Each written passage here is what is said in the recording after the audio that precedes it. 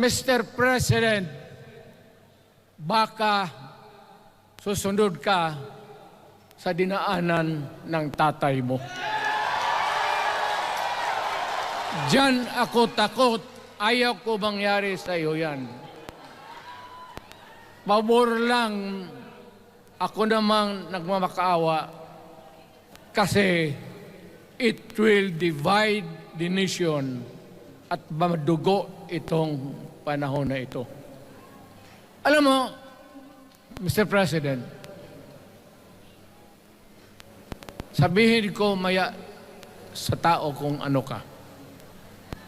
Noong unang panahon, hindi tayo puro Bisaya nagkita-kita doon sa Luzon. There was a community of Filipinos. Galing Visayas, galing Ilonggo, galing Waray, galing Mindanao, galing Hulo, galing Lanao, Cebu, Samar, at Taas, Pampanga, Apare. Nagkita-kita yung mga minono natin. Kasi hinawakan tayo ng Espanyol, pati Amerikano.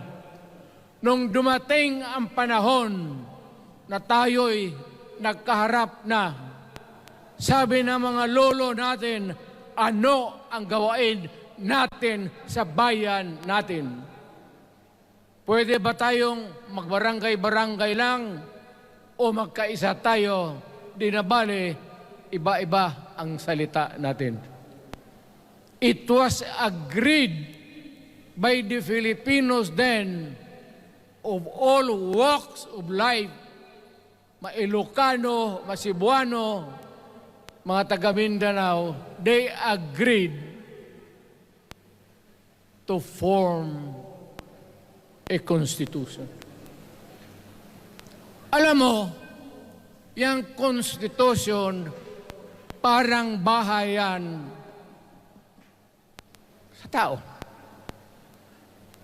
May poste.